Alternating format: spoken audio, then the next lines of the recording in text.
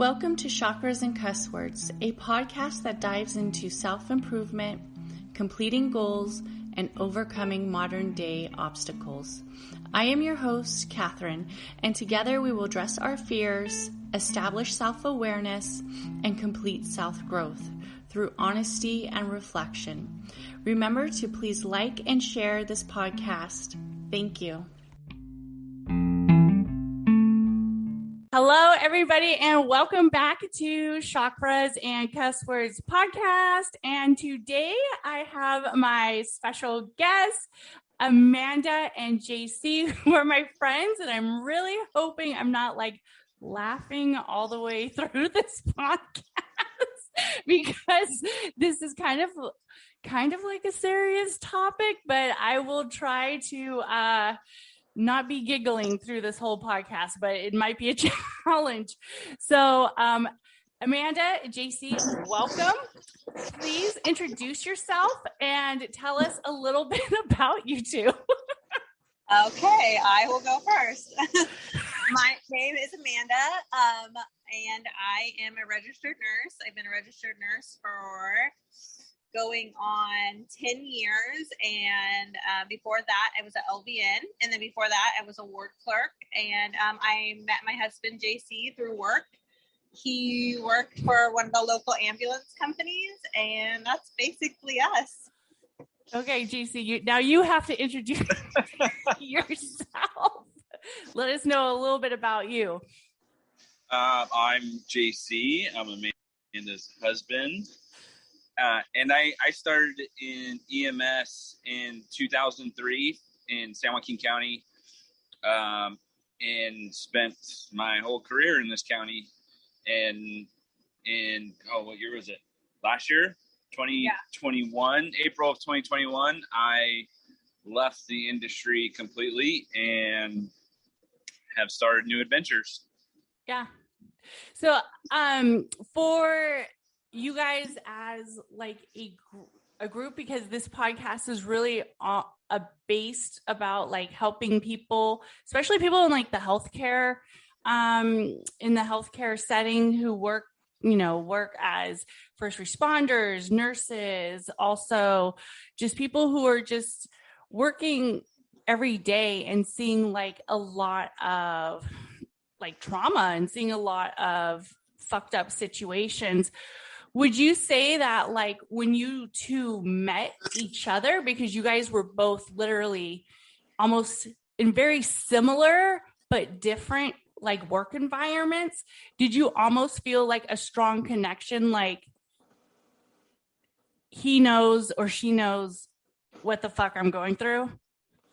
Yeah, I think that was one of the biggest things that drew us together. But then in addition to that, at times it's almost the opposite, where it's less compassion, because it's okay, I'm doing the same things you are, and not both of us can come home and be in a bad mood because of work. Right. Because yeah. And when you guys were both working together, well, you guys did see each other at work. Was that kind of weird? So I never dated within the industry. Amanda's basically one and done kind of date in the industry. One and done. So, it was never something I was really interested in. And then, I kind of at that stage in my life was super open-minded with everything. And you know what? This girl's hot. She would probably get it. That was, I think, what affected me earlier on was I wasn't able to come home and vent and talk, and the verbiage was completely different. So after, dating for a little bit, it's well, wait a minute, exactly what my day went, or she would have already heard what my day was like, and call me and be well, how'd you hear about that? She's EMS is loose lip people. It's not secrets are kept very well. So right. If I had a bad call, she'd have heard about it probably before I even got to the hospital with the patient. Yeah. So yeah, that was a perk, but that wasn't something I was looking for at all. That just kind of worked out in that sense, you know. And then seeing her at work, it was like, this is awesome. I thought it was cool, like, you know. Or, you know, I have a question about something. I'm in an argument with somebody. I'm like, hey, I'm going to text my wife and see what the answer is, because she's a nurse, you know, like she's way more educated than I am. So I don't know. It was fun. Yeah, it was fun. When we were dating, it was fun. And then when we got married, it was, we wouldn't see each other as much, but it was a little different then because we were married and together all the time, and it wasn't as exciting to see each other at work then. I thought it was always right. As when we were dating, but yeah, we would see each other. We'd exchange patients. There's a couple times that we didn't see eye to eye on patients. That might just think of specifically, but right. I don't know. I thought it was funny when we did start seeing each other. When I come back down to work in this area, and we were married, and people didn't know that was my husband, and they was like, "Well, you're married and you're really chummy with that guy." I'm like, "That's my husband." Yeah. Right. They're like, "Whoa." I mean, I don't know. I think Hollywood portrays like the stereotype that, like, you know, if you're a paramedic, you're married to a nurse and you hang out with your entire crew on weekends, and like your family, everybody goes around together. To me, that's stereotype. We've been very not shielded towards everybody, but we've kept our personal life at home and our work life at work.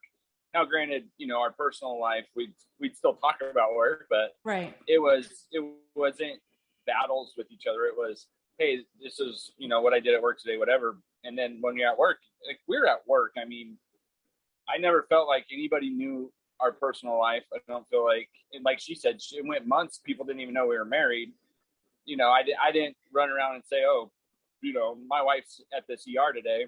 Yeah. And I'm sure she didn't say, my husband's on this rig today. Like, you know, people figured it out eventually as, you know, time went on. But, you know, we both had ideals of family and and space, right? Like, it's not secrets, but you have to be able to separate life from work. And I struggled with that early on in my career. And then, of course, when I met Amanda, it was like, holy shit. Can I say that?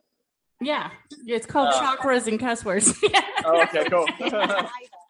So I was like, man, this is kind of crazy, right? Like, not what I expected, but it I don't know. I feel like our relationship was stronger because we were able to keep work at work and home at home. And, you know, I kind of chuckle when people to this day probably be like, oh, who's your wife? And I'm like, you know, so-and-so. And they're like, that's your wife? And I'm like, yeah, like, I didn't even know you guys. Yeah. So, and it's been almost 7 years. Yeah. So I don't know. It's not something that's easy to do in the industry. Right. You know, it's everybody's up in everybody's business. So it's not easy to keep stuff at home. Yeah. And I think, like, for people who may be listening to the podcast who aren't necessarily like in the medical field, it might seem like, well, what's the big deal? Because you don't really understand like the whole concept of how it feels working in the emergency room, and then seeing the paramedics and seeing the EMTs and like seeing the staff on a daily basis, and then seeing like traumatic situations and then them coming in, and it's kind of a strange dynamic, I would say. And because they're both different like fields, obviously. Like, you are emergency room nurse and he's on like the front line. Like, I'm always like, I don't know if I would have been able to like be on the front line. Like, that to me is really like the most, you know? So I think when you guys like met each other, there was probably like an instant, like kind of like chemistry, because it's like you have that area where it's like, okay, you both like resemble each other in some ways, you know, of that consistency of what you guys like see. when, like, for Amanda, like when you were in nursing, what was it that was like the hardest for you to kind of deal with working in the hospital, working in the ER? Oh gosh. The hardest definitely wasn't ever the traumas or the true emergencies. It was the social issues, the psych and mental health issues. I absolutely love the trauma side and the emergencies, like the, CPR in progress, or we're putting lines in, we're putting blood in, like this person could die. I had the hardest part with the social things, seeing, child abuse and neglect, the people who would come in and we couldn't find their families for days to come pick them back up, and they're like a total care person who depends on somebody else, and it's a holiday weekend, and that family member decided they want to leave for the weekend, and best place to put their loved one where they know they're going to get care is at the hospital. Those were the hardest things for me, just to see what society's really made of. And I've heard that from a couple of younger nurses when they started out, who were very, I don't want to say liberal, but very like easy to think that, oh, this is the way the world should be. And then they saw what the emergency room was like, at least in our area. And we're like, this has completely changed my mind to what society is. And that's where I struggled with it, because when I became a nurse, I thought I was going to heal everybody, and it was going to be sunshine and rainbows, and everyone's going to walk out and they were going to want to take care of themselves, and they were going to, they were going to stop doing meth, and they were going to heal the world. Yeah, I was healing everybody. Yeah, and absolutely. that idea is very long gone for me. Well, it's over time you realize what you're capable of, and mentally and physically, right? I mean, I've worked both. I've worked ER and I've worked in the field, so I've double dipped in the sense that I've seen both sides, right? And before that, I mean, and that experience kind of humbled me, because before that I was like, oh, here's your patient, see you later, in the idea of I got to go pick up another one.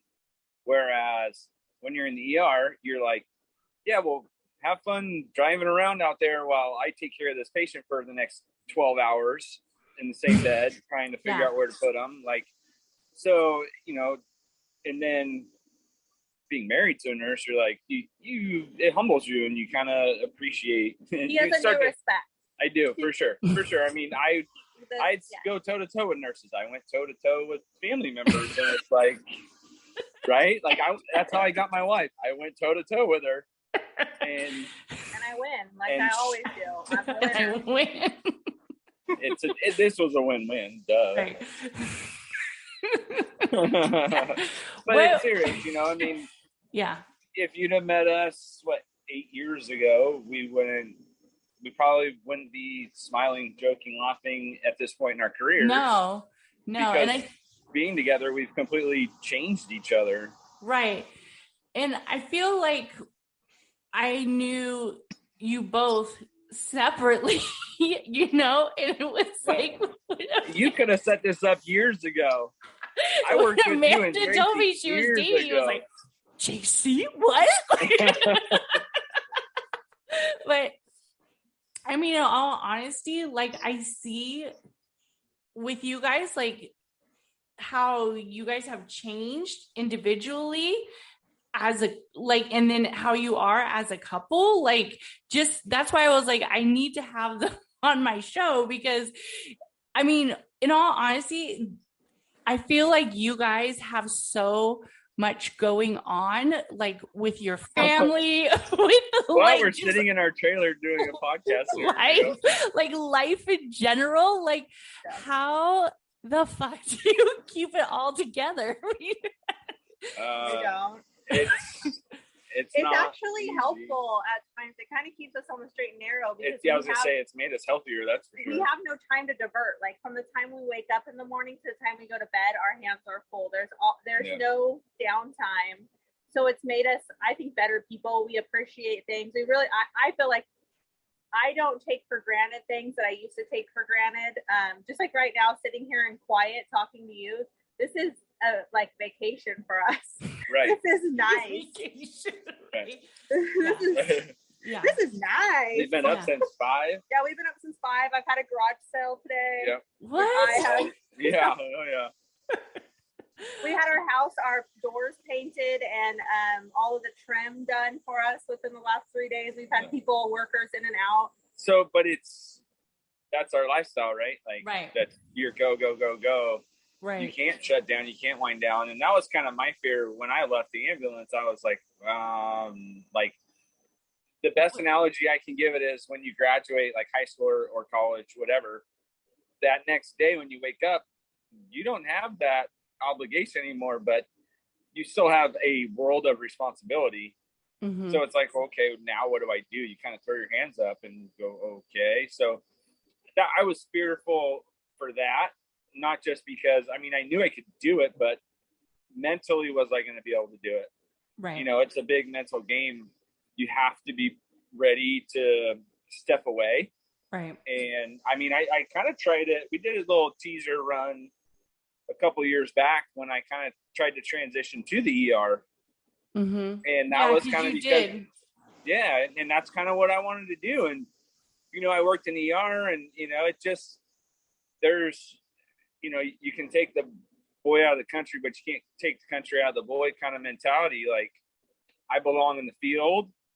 You know, it's my knowledge and experience, and, you know, it's not being used to its fullest potential because it's kind of a next level thing in the field. I get to, you know, kind of play a different game. So right. I went back to it, and I don't think it was a bad decision, but when I left this time, it was for good. And it was like, no, I'm ready. Like, let's do it. Of course, fortunate enough, you know, I'm able to do it because of my wife. Right. Right. When you say like you were on the field and you were, you know, on the ambulance and you were en route and you were right there in it, what were the things that you loved about it the most? The relationships. You know, I wish I could say it was taking care of people, because if you'd asked me that after year 3 or 5, I probably would have been like, I love this because they take care of people. And I don't want to take that away from it, because I really do love taking care of people. That's why we do what we do.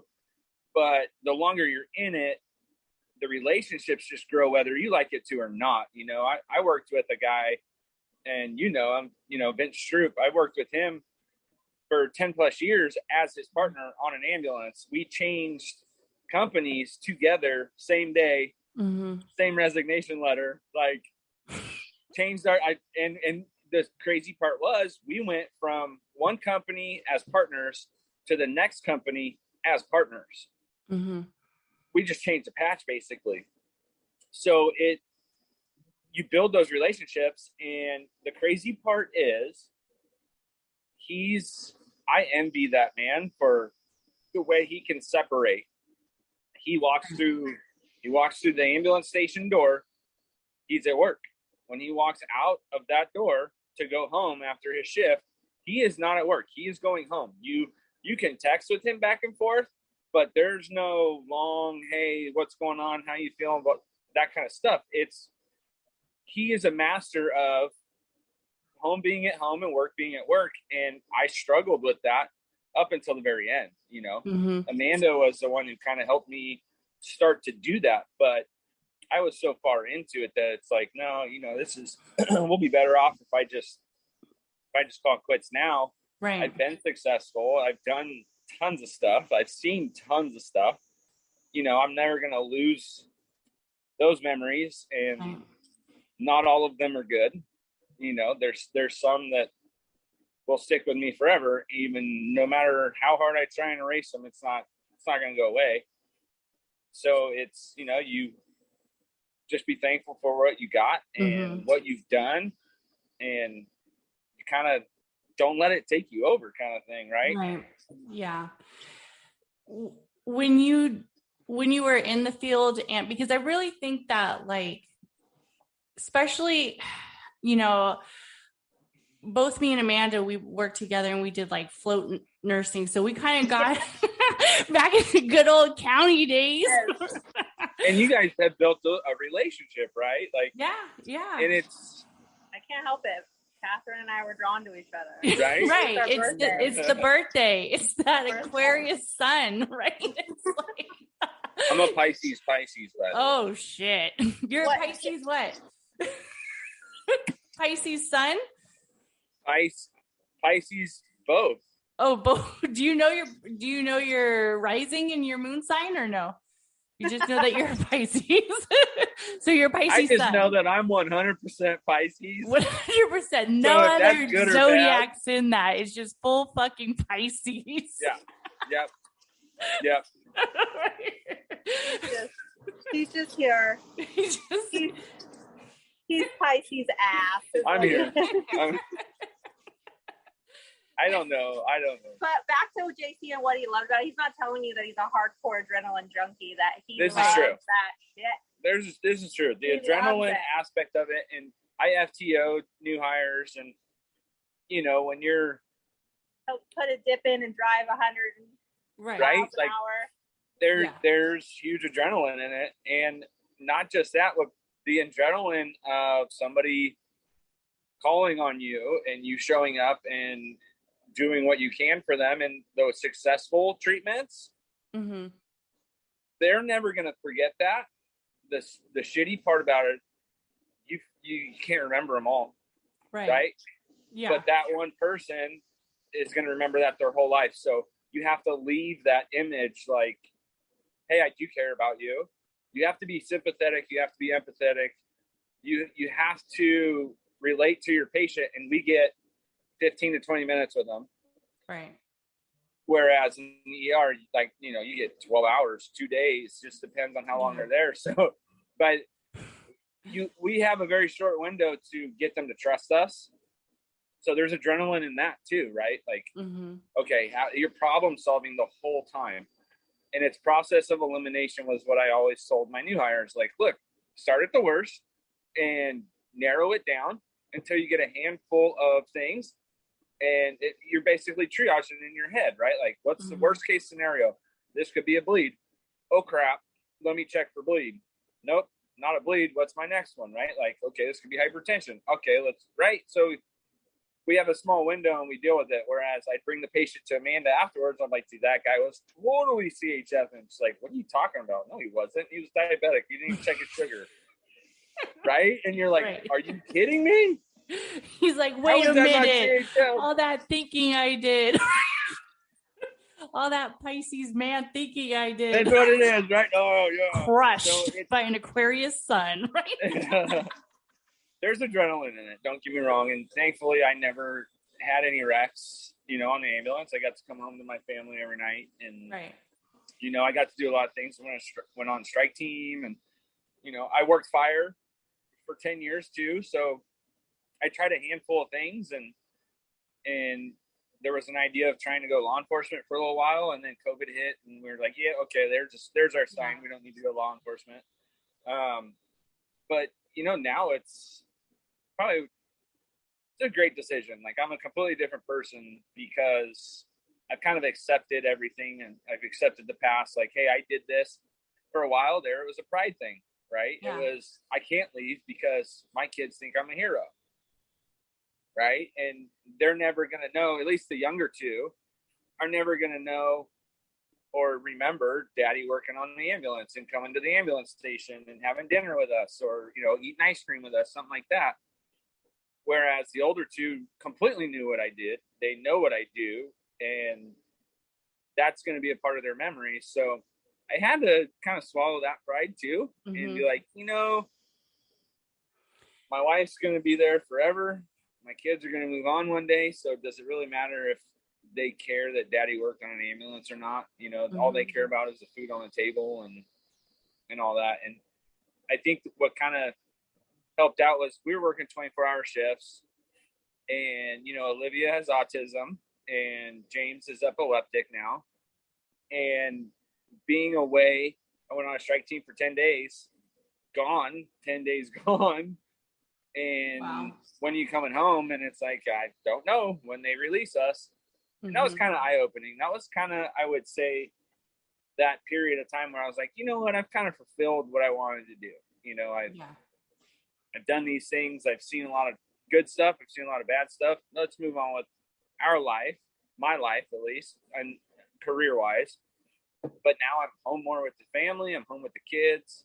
You know, and I said it, we were interviewed in another podcast, and I said the same thing to them. I knew it was the right decision when, after a week of sleeping in our own bed, and we looked around and the kids were asleep at like, I don't know, it was like 8 or 8:30 at night, and they were sleeping, and it was like quiet. And it'd been like that because now we had formed that routine where Dad's home, and it changed so much, even with the kids. So it was like, okay, cool. Now, my wife, on the other hand, like, I'm pushing. I want her to keep going because I still love medicine. And, you know, I love taking care of people, and I love walking into an ER with my son and being like, hey, we're here for whatever. And they're like, oh, hey, how are you? It's like, I miss those relationships, but I'm okay with my wife taking over. And as long as she can mentally stay in the game, because that's the big thing we learned from it was I wasn't mentally right, you know? Like, I was mentally drained. I was exhausted. I was on edge. It wasn't fun to be around. It was a nightmare. And it wasn't like you're trying to do it, you know? Right. You come home and you haven't had sleep in a couple of days, and you just want to sleep, and it affects everybody. I don't think it was so clear until after we had small kids again that of just how, like, on edge he always was. Because when it was the older kids, there's no big deal. Like, we could pack up and leave the house, or I could leave, and, you know, didn't have to be around him, and it didn't matter so much. I could go to work, whatever. But when we had to really work together as a team to raise kids, like small kids, then it became clear that, like, something's not right. Like, you can't be this angry. Right. Well, and that's a part of your adrenaline, right? And that it's a dump. So you dump, and then you got to refill, right? So you get 2 days off in a row, and by the end of day 2, you're starting to get antsy because you haven't had that adrenaline rush. And do you feel like healthcare, and especially like the first responders, and do you think there's able to really find a balance, or do you think it's I don't think so. I think that it just depends. It depends on, I think for most people, it's part of our identity. So it's always there no matter what. There's no turning it off. I feel like you see the certain people that stick out that they can do that. But for the majority of people, I don't think that unless you're really good at finding outside things to focus on and being able to shut off what just happened to you or what you just saw. I don't know. I still, even though I'm not bedside any longer, I still miss it. I still look for, like, oh, should I go back for this, or should I go do this? Even just reading cases, like, it's still part of you. Oh, I love that. Like, I miss that. I miss sitting around talking about calls and, you know, looking at paperwork and being like, okay, I got to rewrite this, you know, because it just is junk. Yeah. And, you know, like, that part I miss, right? I miss the radio. Excuse me. Yeah. I miss talking on the radio. I miss driving fast, lights and sirens. But you know, it was fun. But like the adrenaline and the when you were getting ready to say goodbye to being in the field, was it just like certain things were like triggering you, or just making you more upset or anxious, or you were just like kind of to the point where you're just like, fuck this, like, altogether? Oh gosh. So I heard a story that JC didn't tell me. I'll share with you. Oh gosh, what's the story? No, it's fine. So I heard a story because obviously it's a tangled web. His partner's best friend is one of my coworkers, and I heard a story that there was a day that they were getting held over in the morning when he was supposed to be getting off, which means that I can go to work. And they were going to get stuff over for I don't know how long or whatever.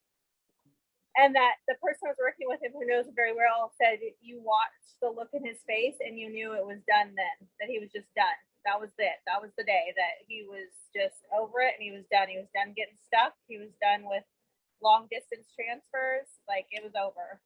Yeah, I'm pretty sure I know exactly what day that was.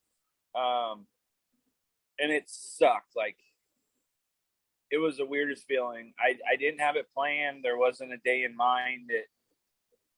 It was just one of those days, and I call it kind of the Charlie Shantz effect. I don't know if you remember Charlie, but he was up for retirement, and he walked in, he ran a call and said, "I'm done."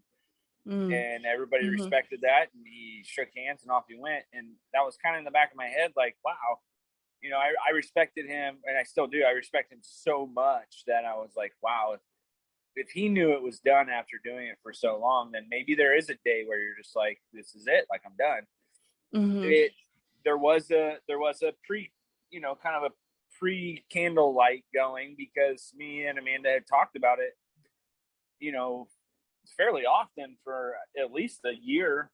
You know, hey, what are our options? What can we do here? What can we do there? And, you know, I wanted to be home more. She wanted me to be home more. Plus our kids, you know, with them being young and just life in itself, family life in itself, it was like, you know, maybe there is going to be a day. And I think there before that even happened, like during that shift, I had been messaging Amanda saying, like, I'm done. Like, this is it. Yeah. It blows my mind because, you know, when I first started, there was no, like, you didn't take long distance transfers in a rotation. You know, you had one or two long distance transfers come out of an ER, you know, a handful of times a week. It wasn't multiples a day from every ER in the county. And that, I would definitely say the transfer side of it being a 911 ambulance. Right. And getting sucked into the transfer because, well, we just don't have anybody.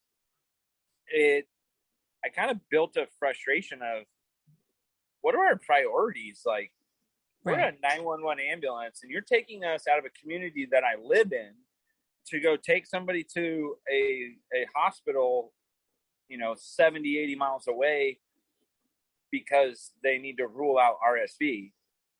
Yeah. And it's like, right, you know, on a regular basis. And it's like, you really can't you just can't swab the kid and say, oh, he's negative, off you go. Or, hey, how about this? Here, you know, here's directions to that hospital. But those types of things really started to frustrate me. And the, you know, company I was at, the management was more dedicated to that money-making side of it, which is transfers. And I have never felt that way. I said, you know what, we're not here for that. If I wanted to work for a transfer company, I'd go work for a transfer company because there's plenty of them out there. Right. And I would go, you know, take patients to other facilities. But no, I work for a 911 ambulance in a community that I live in, and I want to be a part of that. And it wore on me over a good period of time. And then that shift, I remember it. The transfer was on our CAD. It was sitting on the CAD for like 14 hours. And we got held over for an hour and a half, 2 hours because of it after a 24-hour shift where we didn't sleep a wink. And I just blew up and I was like, no, you can't give this transfer to us. Just let us get back to the station to drop our rig off and they can take the transfer. It's a fresh crew. And the argument was, well, you're already at the hospital, just take it. And it's like, dude, you have no understanding of personal.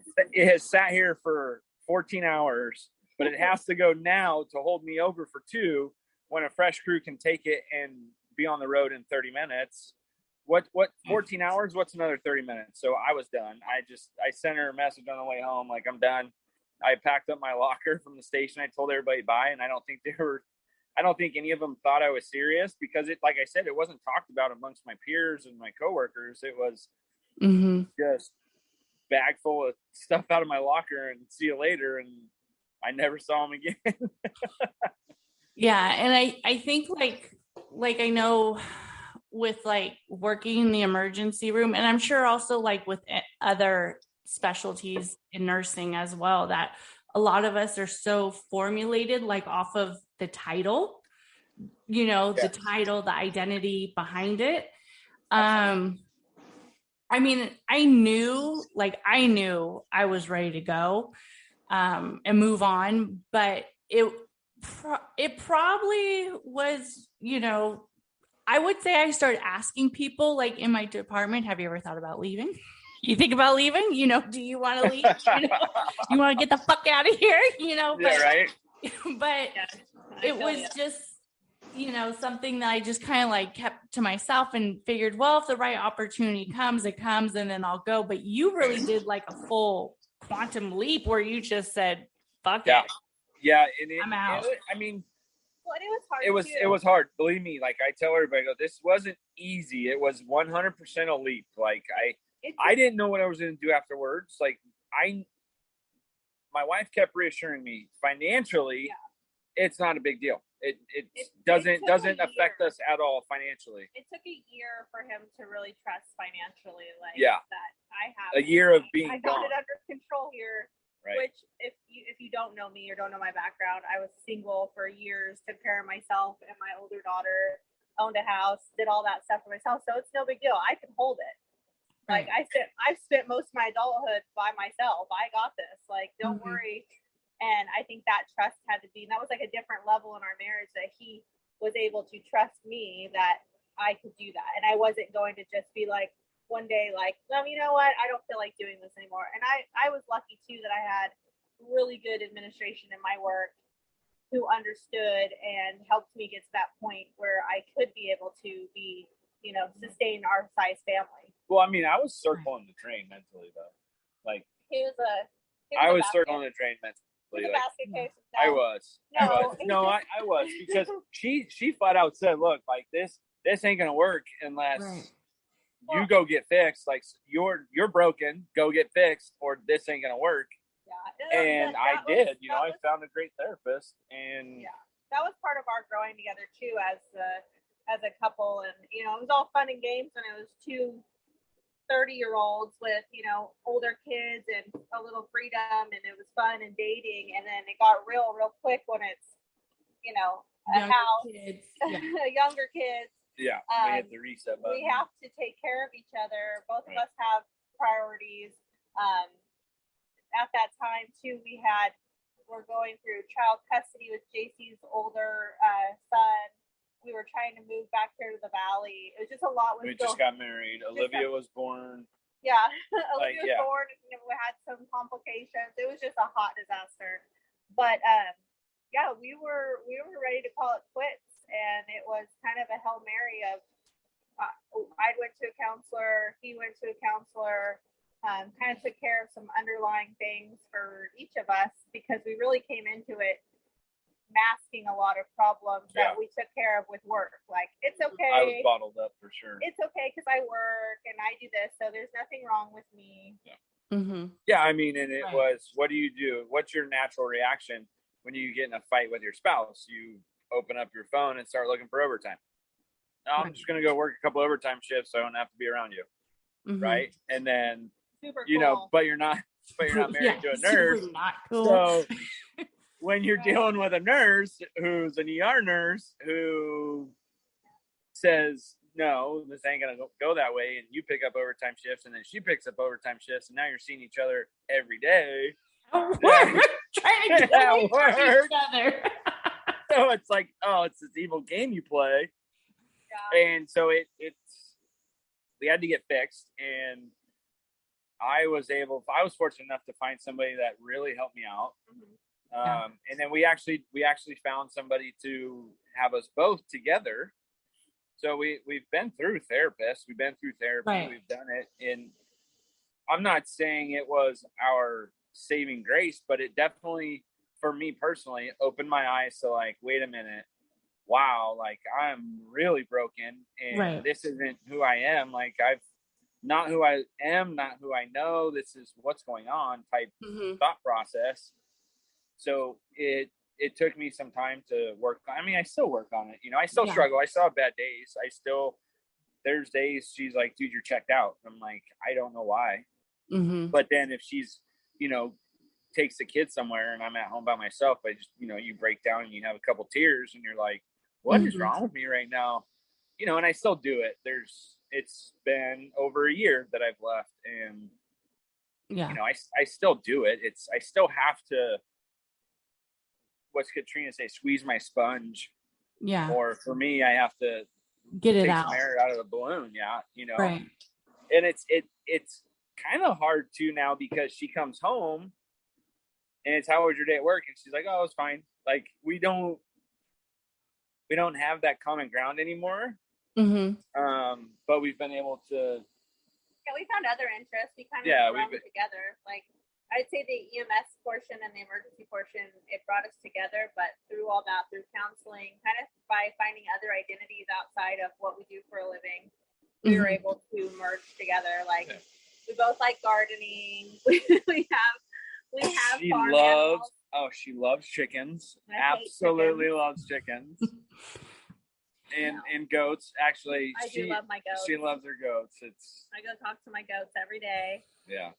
So if you put a picture, last weekend, Kay Yang and I were chasing down chickens and grabbing them with our hands and putting them into a cage so she could take some chickens home.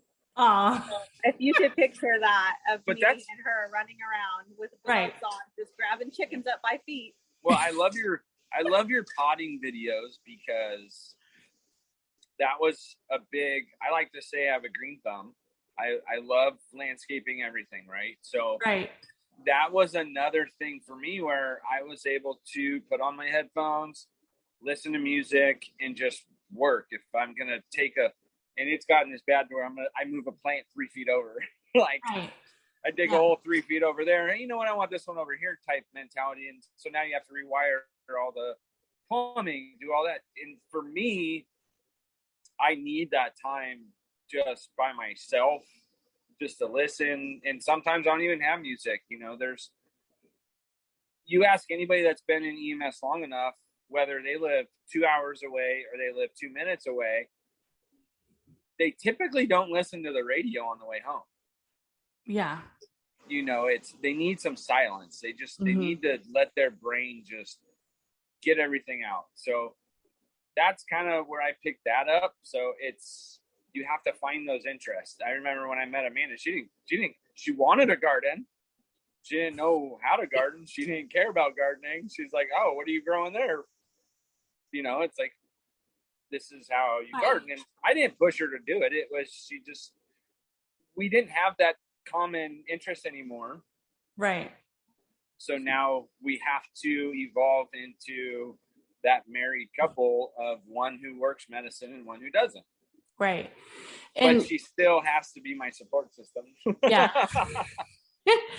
And because I see with couples that I think sometimes people, when they find each other, it's because they are connected to either some type of trauma or some type of similarities that really brings them united. And they're like, this feels safe, even though sometimes it's not fully safe.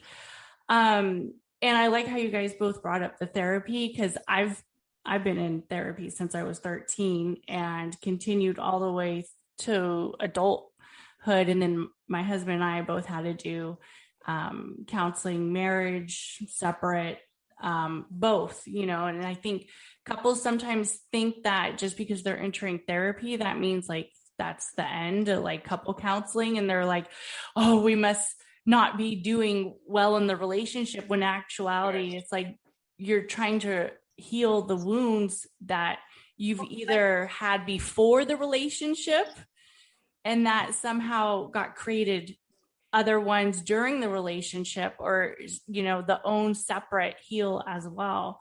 So communication. Yeah. It's not a strong I had to learn how to communicate with a adult. I had to learn how to communicate with my spouse. Right. But I think one of the good things too with our generation, when we were, 10 years ago, 15 years ago, it was that you were weak if you went to counseling. or therapy. Because I can remember being like 2021, and I definitely needed some therapy in my life, but thinking, no, like, you can't do that because that means that you're crazy or you're weak or whatever. And then when I had some things happen, obviously in my later 20s, that really made me go, okay, like, you cannot take this airport full of baggage into your next relationship. Right. You have to figure it out. So I went to like 4 sessions with someone through work, and then that helped. But it was also just me mentally saying, like, I'm not bringing my house, the house I grew up in, or the past relationships into this. Like, because if that was the case, then, you know, it was going to fail. Right. And he didn't deserve that either. He didn't deserve to basically be held accountable for other people. So I had to take that adult stance and say, no, I'm going to fix me before I get into anything else. Yeah. Well, thanks for finding Waldo. And then, you know, what's cool is that, like, I don't want to put any of our kids' business out here, but my older daughter, she's almost an adult, and she seeked out counseling too through our insurance company independently.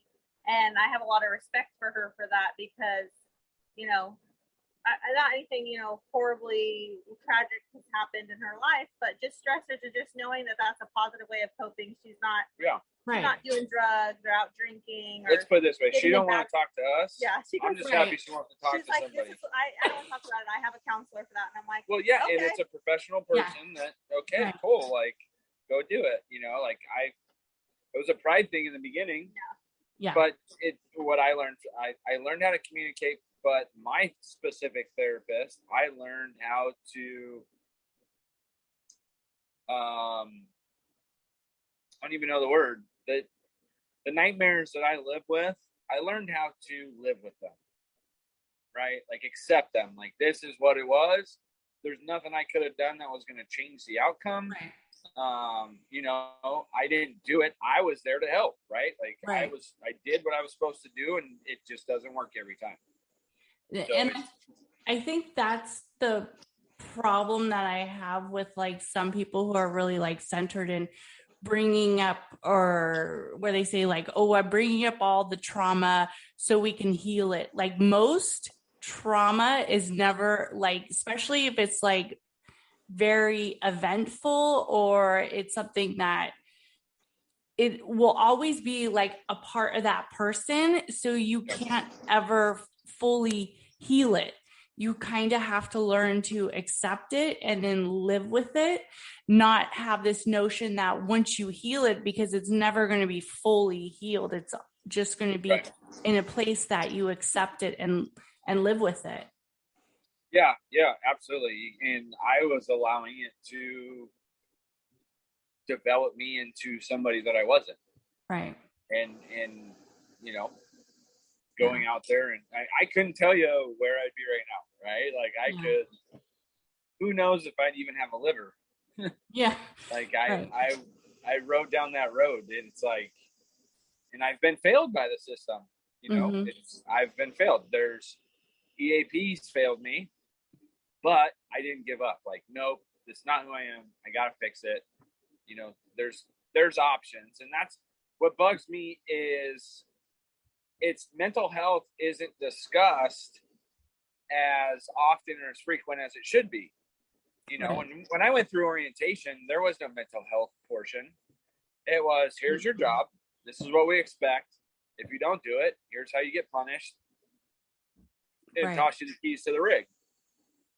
And the thing is, like, because now I'm in an office setting, you know, like, and it's different, because it's like they actually allow us time for that, and it's like they encourage, and I'm like, your computer tells you this is where we fucking need it. Do you know what I mean? Like, I mean, we all have stress and we all have anxiety, but the setting that I'm in versus the setting that I was in, it's like, no, I feel like that how come these options weren't there in the emergency room? But that's the problem, because they were there. They just weren't presented. Like, they were there. Legally, they're there.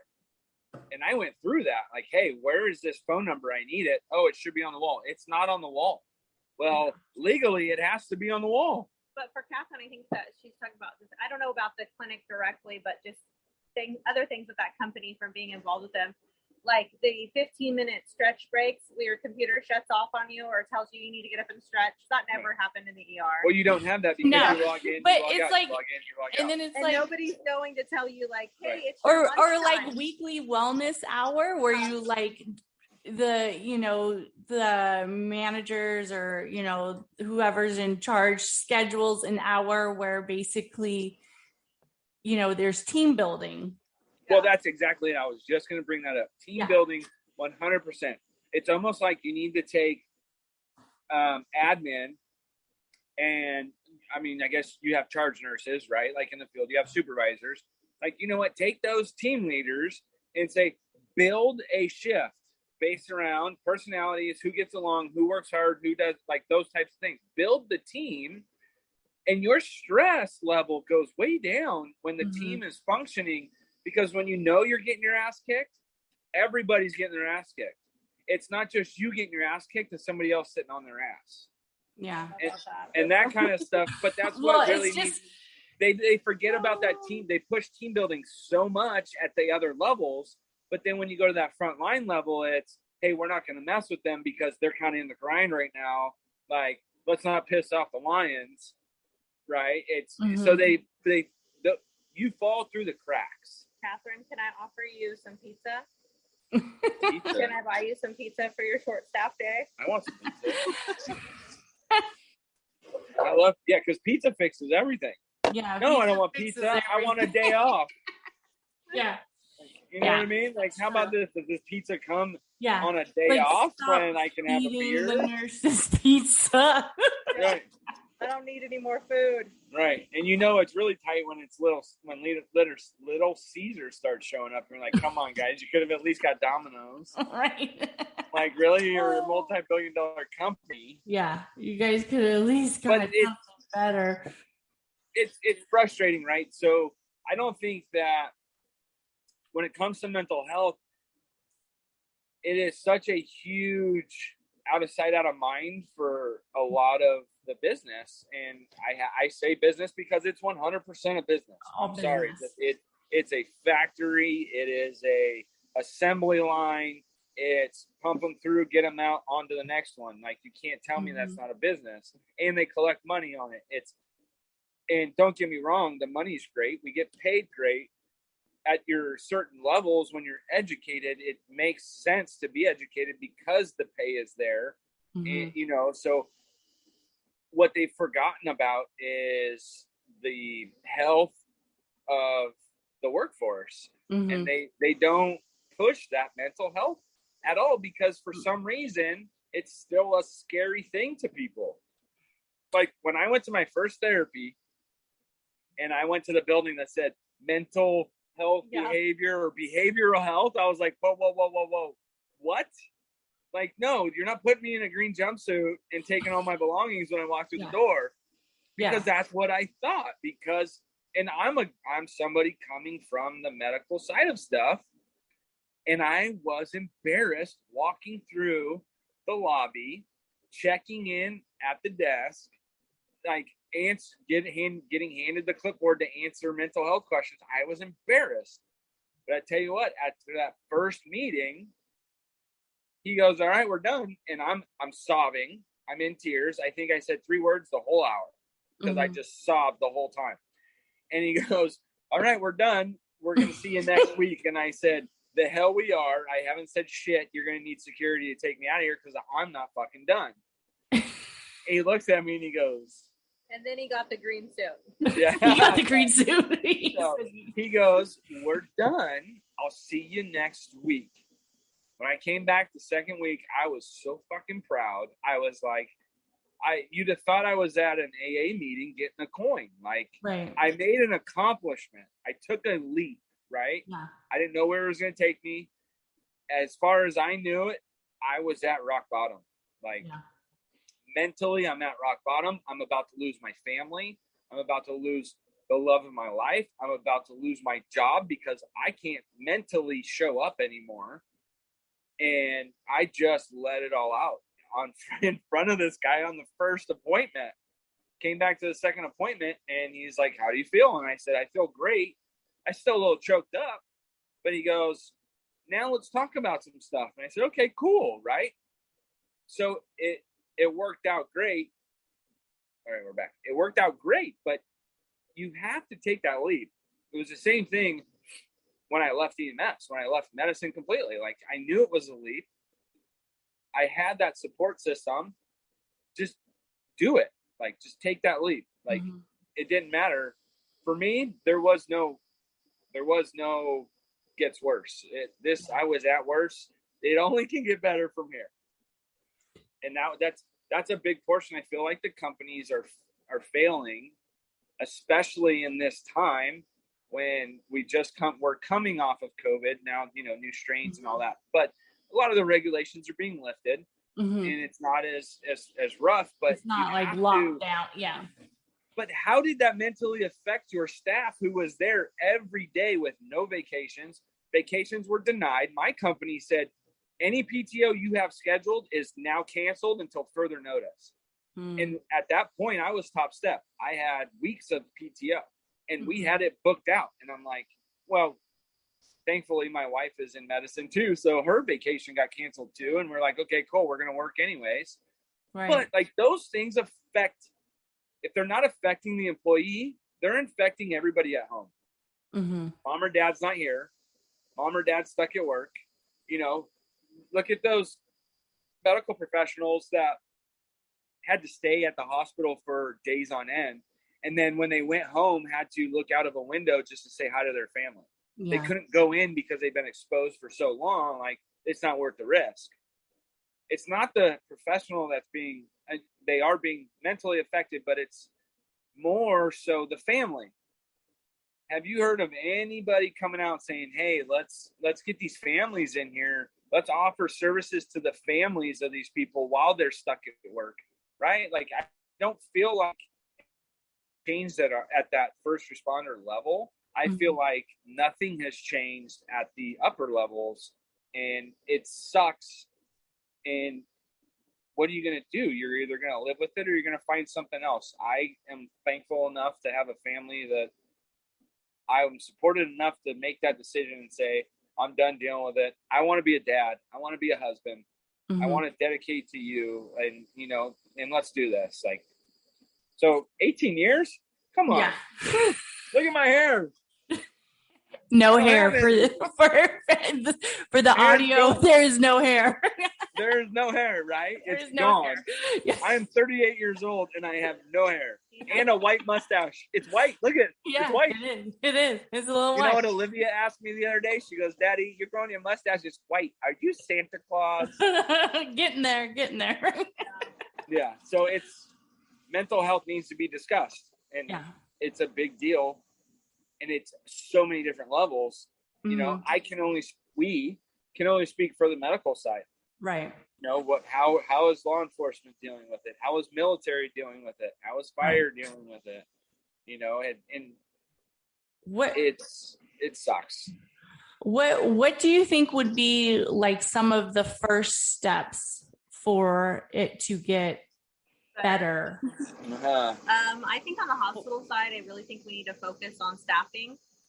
I think that's the biggest thing, because when you can't get your breaks and you're a constant caregiver, and then you had a bad day, so the next day you call off and that next shift's impacted. And with everything going on in our country, with nurses getting sued and put behind bars, and the one that was arrested in the ER. Just the wildest things that you never thought were going to be a possibility in the United States that are going on right now. I really think it starts with one is staffing.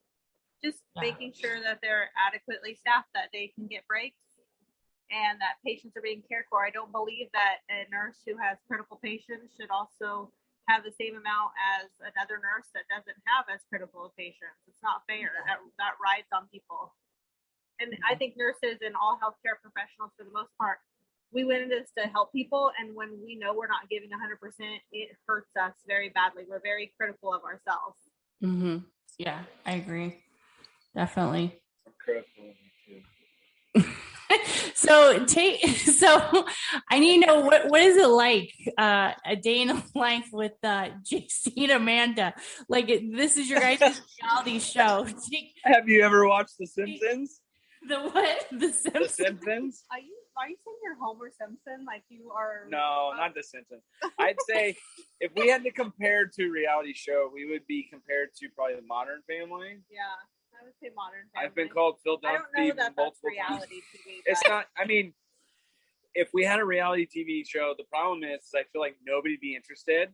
But the reality is we probably get millions of views because we're just.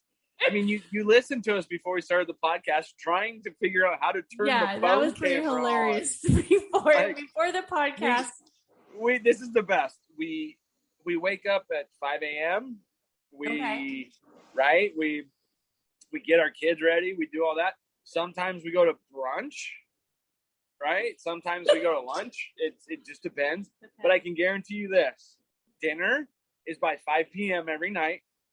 And it doesn't matter. If we go out to dinner, it's 4:30 because we're getting that early bird special and we're in bed by 7.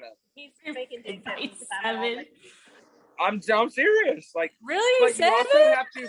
Here's the problem. It's 8 o'clock. We're upstairs by 8. But here's our issue. You have to look at our family dynamics, right? Olivia. We're old. Olivia, we're old. One of the greatest things about working on an ambulance in this city was I knew at some point I'd have family members or obviously I'd get in the back of the ambulance, somebody like, oh, you're married to Mandy. And I'm like, yeah, who are you? And I'm taking care of them. And they're like, oh, I'm so-and-so. I went to school with her. And I'm like, okay, cool. Like, awesome. I don't know you. I'm sorry. I made him famous. But yeah, so I now made I've got famous. Right. Patience recognizing me. But I'm a Manteca celebrity if you didn't know. Right, like celebrity. Central Valley celebrity. Yes. But we have we have kids with special needs, and without having the medical backgrounds that we have, we may not have made right choices for them. I maybe would have stayed at the job I had been at for 18 plus years, and we could still be fighting this battle, but we didn't. We had to look at our family dynamic and say, what's most important? Okay, Olivia needs more time, doing this. She had in-home ABA therapy Monday through Friday, for like 4 hours a day. And somebody had to be here with her, and we educated ourselves on autism. Like I became the guy on calls if it was a possibly patient with autism or somebody on the spectrum that, hey, they'd look at me and I'd be like, okay, well, I'll deal with it. Like, this is cool. I know how to handle this stuff because it's such a big spectrum that if you dealt with one person with autism, you've dealt with one person with autism. It's not all the same. And that's the crazy part. And that's what you try and educate your peers on is like, look, like, this is not the same for everybody. It's not like diabetes where if they're too low, we bring it up. If they're too high, we bring it down and we're good. So that aspect being on the ambulance, I'd show up at her school sometimes and have to deal with some stuff and we'd move on. But it's helped because our kids, and leave it up to us to have 2 kids with, in a sense, special needs. I don't think epilepsy isn't special needs, but it needs special attention. Right. We have to be on alert all the time. And there's nothing more traumatic. I'd love to hear the 911 call the very first time James had a seizure because I screamed like a banshee. I've been in the field for 18 years. I have looked parents in the eyes and said, this is very normal. Everything's going to be okay. They're going to find out what's wrong and they're going to fix it. You're going to, don't worry, right? You calm them down. I have a new empathy for those people because I've been in their shoes now. It's the most terrifying thing on the face of the earth. Like I thought I was never going to hear my son's voice again. Yeah. Because what do we do? What do you train your new people? Always expect the worst until you can problem solve and eliminate to the very least, right? Mm-hmm. And in that sense too, I was like, wow, like I wouldn't have probably been home. Like I would probably have been on shift. Mm-hmm. And not have been here to help my wife. And she didn't handle it the best either, right? 30 plus years combined of medical experience, and here you have two of us freaking out in a sense of we don't know what's happening with our child, but we do. It's accepting it, it's getting through it, and then the long road ahead of being your child's advocate and getting them the medical care they need, the tests they need, and all that. So it being home for them is like, there's nothing more mentally stabilizing for me than being around my family all the time. Like this is what's helped me, and I'm just happy I found it, because right, if we didn't have it, then it'd be gone. But it's tough because I don't feel like companies do. I don't feel like companies want the best for their workforce. They say they do, and they preach they do, but I'm more of a show me. Like, you know, I coach football now, and it's like, show me, don't tell me. Like, I know you can recite this, don't recite it. Show me that you know it. And in that sense, it's like, no, show me you care about us. Like, show me you care that my wife is mentally going to be okay after this. You know, and I've been really lucky. I can't complain about my job or my administration. They've been nothing but supportive. They've been understanding of JC's position when he was on the ambulance. They've been supportive of, you know, anything that happens with the kids. If I got to hop up and leave because during COVID schools were getting shut down, you know, one day I'd be able to come in next day and be like, come get your kids. Someone has COVID. I've been really, really blessed and lucky that I found the job that I found. And I think that's been part of what's kind of kept us a little stable too, is that I was out of the ER setting. You know, how long has it been since you haven't been in the ER? Well, I went back for a little short stint in 2019 and left right before COVID hit in 2020. I don't know that I have so much respect for the bedside nurses during all that. There was times that there was definitely guilt that I felt like, hey, I have this license, I should be going and doing these things. And there was a time when we didn't know if we were going to get called back into the hospital through the the company that I work for, or whatever you want to call it. So we didn't know if that was going to happen. And if it did, we were going in with everybody. They were pulling every nurse they had. So, but yeah, so. Oh, I even signed up for the state. Yeah, a little hiatus taken for to go back into it, and then went back out and then did a lot of COVID relief. Right. Yeah. Well, I still maintain my license too. Yeah, that's good. Because one day he might go back. I'm not going to go back. But I mean, you need it for football. Well, my CPR, I need CPR for football, but you know, I still maintain the other stuff. That's another step, right? You know, that I know. I was just thinking that the other day. I'm like, do I go get my ACLS? Right. If it's free, I don't need it. Just keep everything. Just keep it. You never know what's going to happen in your clinic. You know, it's sad because I'll say I've been out a little over a year, and I'll tell you what a 911 call is going to happen. Right? From the clinic? Yeah, from the clinic. That's what's going to happen. Do you guys have a crash cart, or is that part of it, or no? It's I mean, we do have some stuff. I don't even know if we have. You don't need anything. All we you have need mostly is stuff for anaphylactic reactions. Well, that's good. But all you need is a speaker to play "Staying Alive," and you do chest compressions until the ambulance shows up. Exactly. That's what every clinic does, anyways. Right. Exactly. If they do chest compressions. That's so funny. I know. I would say everybody I've transferred out has had an IV, just because I'm like, I gotta start an IV. A 22 in the hand. Okay. A 22 in the hand. No, 20 in the AC. Come on. Those people don't order 20s. Oh my gosh, that's kind of funny. Good for you. Good for you. No, but it's just fun, in right? Case. Like you get there and you kind of see the world and you go, okay, cool. Like I've lived this, but there's a sense in pride, right? Like you I'm sure when you walked in, you're scared. You're like, oh, this is a clinic. I don't really know if I fit in. I need to feel it out. But then over time, you kind of get that sense of pride. You're like, man, I've seen, because not everybody comes from, that other background. Yeah. So you go, I've seen this, I've done this, but you don't have to tell them. You just show them with your skills, and they appreciate it. They're like, wow, where'd you learn that? And you're like, dude, I worked in the ER for 40 years. Yeah. 40. It's 40 years, Katherine. Not you, Katherine, my wife. I started when I was 4. I've never looked back. Yeah. What would you tell people who are thinking about either leaving frontline or the bedside?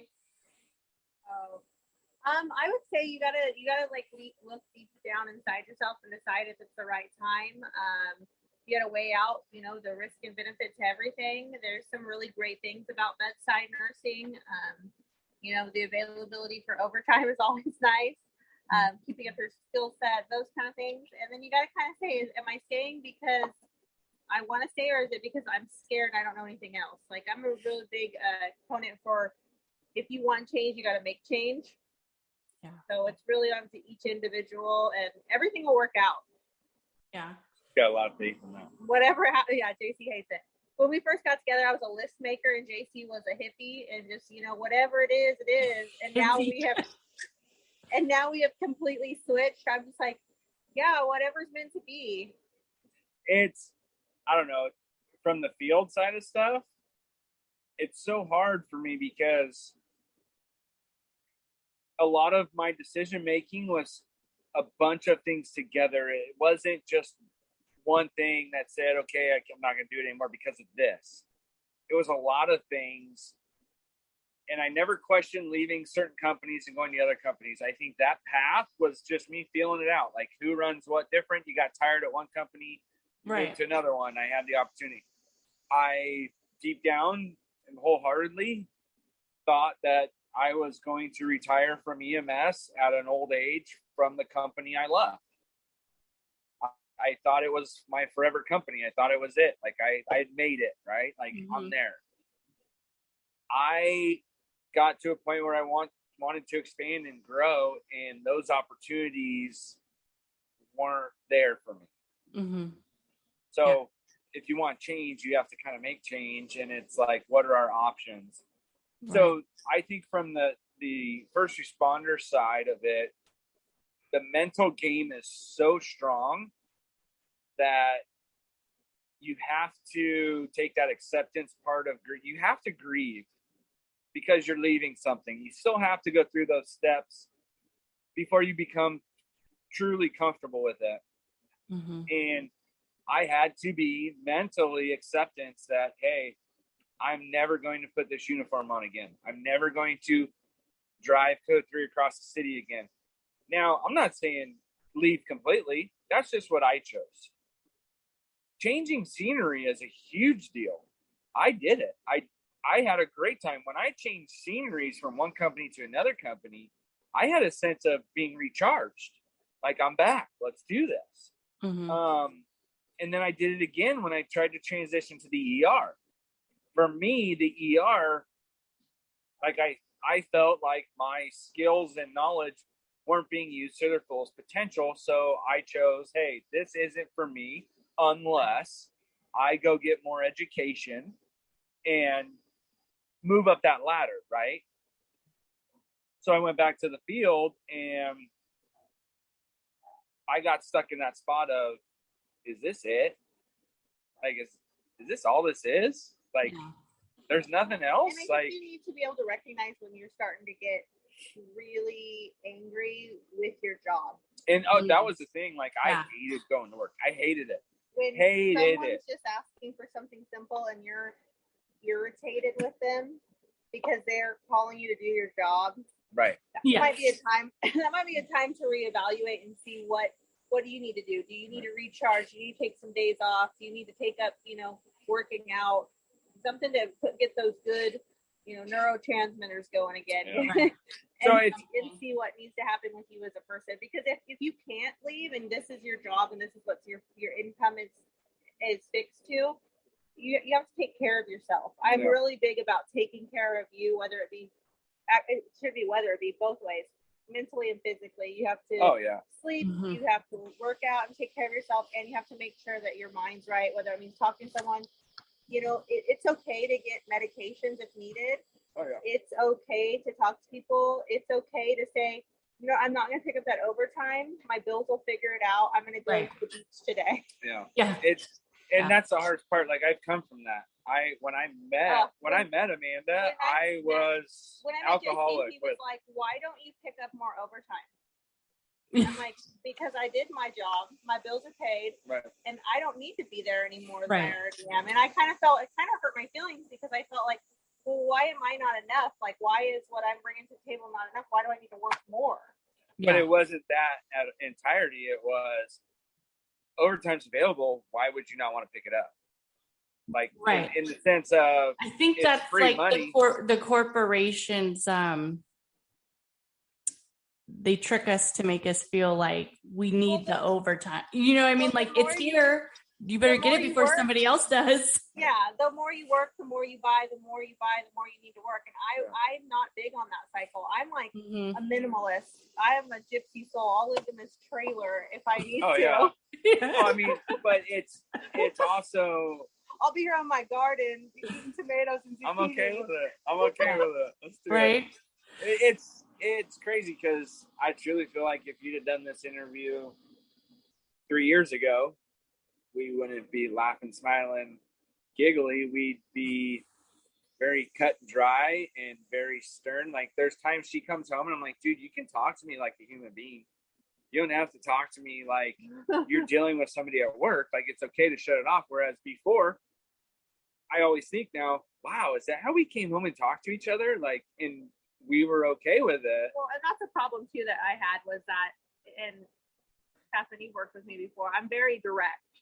If I need something, I'm going to say, I'm not going to beat around the bush. I'm going to be like, I need this and I need it now.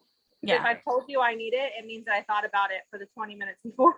And I'm more of the passive. That's like, hey, maybe you should try this. He hates me. It's okay. And see, and she's like, no, do this now. Like when James had the first seizure, she's like, is he breathing? I was like, I don't know. I'm freaking out. Right? I don't know. And she goes, does he have a heartbeat? And I go, I don't know. And she legit is on the phone with the dispatcher. She stops her conversation with the dispatcher, looks at me dead in the eyes and goes, if you are unsure, start chest compression, and then gets back on the phone. So what did I do? I straight He-Man his shirt open, Hulk Mania, right? Started thumping him on the ground, doing chest compressions on my kid, and he's having a seizure. Right? Like, we laughed at all of those stories, right? Like, wait a minute, time out. Shelly Williams. You called 911 after... He's gonna hurt tomorrow. Yeah, he's gonna hurt tomorrow. The dispatcher's like, wait, what's the residence again? Well, and that's the thing is, but the good thing is, I had been out of the industry for quite some time, and the bosses heard the address and went, oh shit, I know that address, jumped on the rig. So as I'm bringing my lifeless kid outside, hoping he's not seizing any longer, and that he doesn't have a brain bleed, because I truly thought he had a brain bleed. And or either that or he was in VTAC. Like, that's why I wasn't afraid to do chest compressions, because I'm like, shit, if he's in an arrhythmia, this is only going to help. And I gave him my lifeless kid. Like, here you go. And it gave me that sense of, holy shit, you guys still do care. Like, you're on the rig today? He's like, no, I just heard the address. It's like, oh my gosh, you still do care, right? So you build that relationship, and that goes on forever. I still talk to guys, and I get those questions a lot. Like,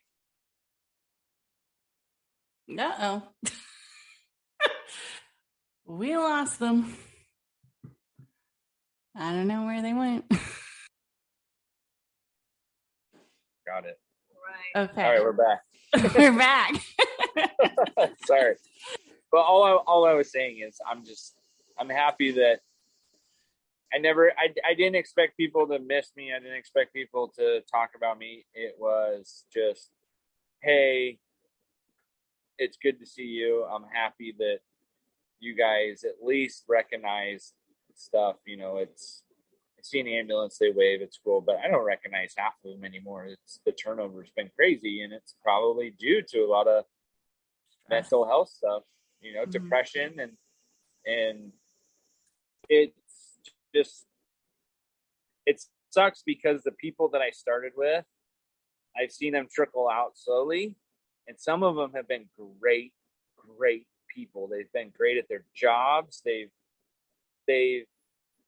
had tons of success, and it's like, I'll never forget you. And to now kind of be on the other end of it, it feels good. They'll reach out every once in a while, like, how you doing? What's going on? I mean, I coach football now, so I'm local. Right. So you still have that sense of community. I do. Absolutely. I'm still trying to tie myself into the community as much as possible. I'm just doing it in a different form. I don't wear blue now. Now I wear black. Yeah. I think one of the things too is that we still have such a love and respect for all hospital staff, all pre-hospital staff, and that's still part of us. That's still like deep in our heart when we talk about things, and when we are around those people. It's not like we're not part of it. Even though you don't see us around, we still think about people. We still care about people's families. Yeah. I'd say my message isn't for people to leave. That's not my message. My message isn't for people to leave. If you feel like you're tapped out, leave. That's my message is take care of yourself mentally, take care of yourself physically. I went through an alcohol stint, and I was able to bring myself out of it before it got bad. Mm-hmm. But that was a dark, dark hole. And I want people to stay in the industry and love it, and educate and continue to educate and keep working their butts off.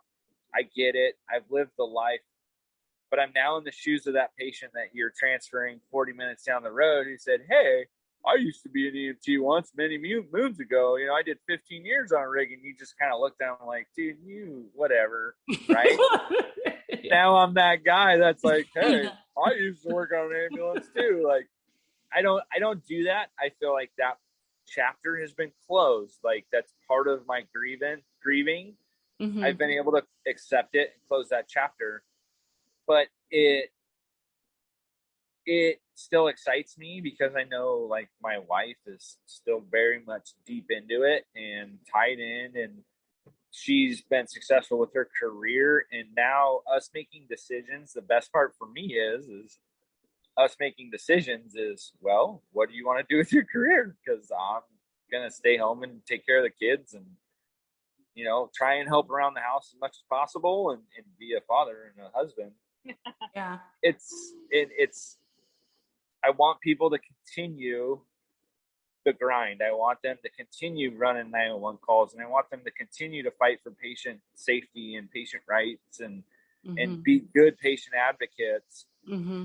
The culture I was in, I felt like there was a transition, and I didn't want any part of it. I come from the generation of no CADs, the generation of a map book. Like, if the street wasn't in your map book, it was, okay, it's going to take us a little bit longer to get there because we don't have a map to get there. So you have to problem solve. Radio dead zones, like those. We had 800 pagers on our hip. We didn't have a CAD sitting in front of us that gave us information. So when all of that transition, it was fun to see the transition, but I felt like I was an old soul, and I didn't like the new stuff coming in. I didn't. It's, I'm here to work. I'm not here to party with you on weekends. Like, you're too old. I'm too old. One of the things I want to add is that we need to continue to take care of each other, whether we're on the same team, different teams. We're all in it for patients, and we need to start being kind to each other, because just because, you're on the streets, or, nurses are in the ED, or, upstairs on the floors, and you're bringing a patient from the ED to ICU or whatever, we're all in it together. We're all struggling. Right. It's time to start being kind again, because that's kind of left. Like, I remember on like a Monday, you knew what doctor was working. You knew what who the charge nurse was. Like, those were the days, and you could make a radio call in and just the tone of your voice on the radio, the ER staff knew what was going on, what needed to be prepared. I remember calling on the radio saying, I'm coming in with a respiratory failure. I'm code 3. I'm 3 minutes out. We're trying to establish an airway.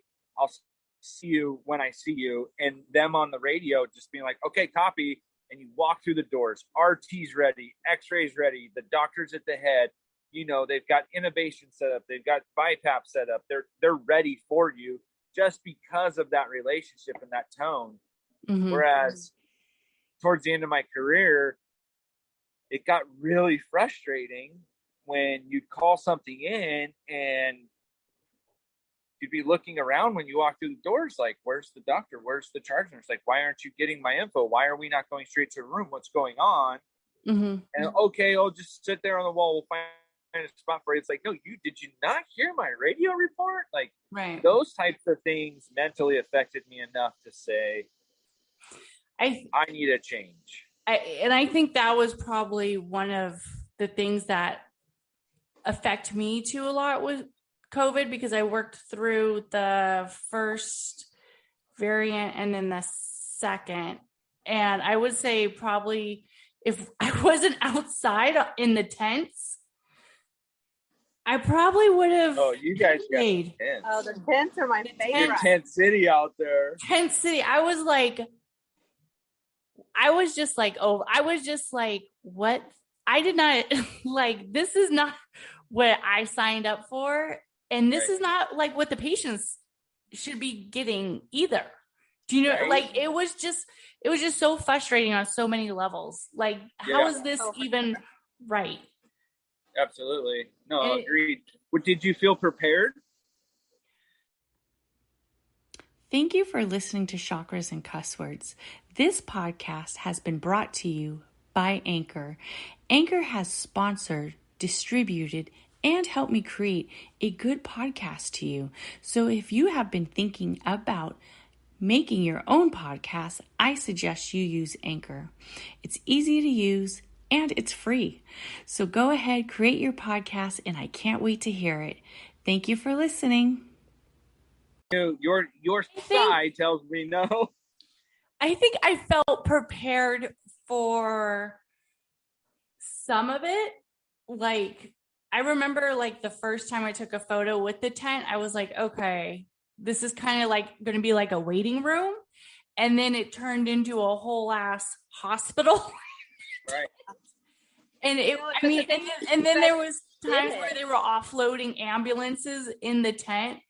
And I mean, it was just like to the point where I was like, I'm like just done with this shit. Right. Like, you guys did a great job. You guys honestly did a great job. So I hope anybody's listening that has gone through that time and knows what we're talking about with the tent is that you guys did a great job. Believe me, our son has put us in that ER more times than we'd like to be. And we've been in the tent, we've been inside, all that good stuff. And honestly, we've been nothing but happy with our care. And so we appreciate you guys. Yeah. We appreciate that you showed up to work that day. Yeah. I mean, in all honesty, you know, the other day, you know, I was thinking like, you know, I probably could have lasted in the ER probably like another 5 years, but then the opportunity came where I was like, I might never get this chance again. Yeah.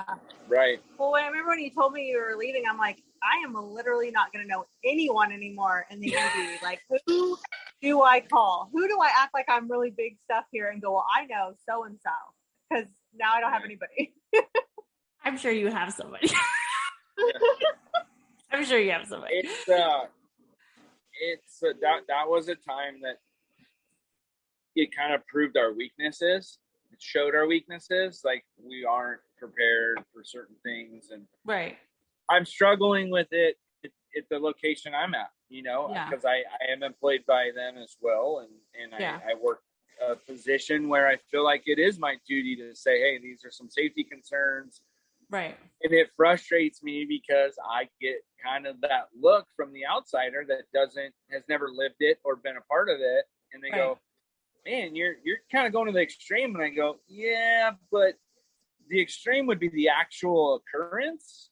Right. And our job is to be prepared. We can't prevent the occurrence. It's inevitable. It will happen at some place, sometime. That's going to happen. But our preparedness is what is going to make that a tragedy or a close call. Yeah. And I'm struggling with that. So what I've kind of learned is it doesn't really matter what industry you're in. Those stressors are still there. It's unfortunate that I have these nightmares I live with that make me think about this stuff. That's the first thing I see. It's the first thing I worry about. Mm-hmm. You know, like how am I going? What's my egress in a situation with this? You know, I sit there and I stew. I go, what if somebody, you know, walked up and did this? How would I respond? What's my job? What's my duty? And it doesn't leave you. You know, I mean, sure, going to your transition, like, what was your transition like? Was there ever a time when you looked back when you're in your office and said, you know what, I think I made the wrong decision? No.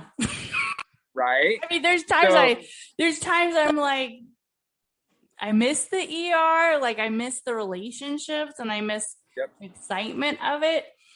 Yep.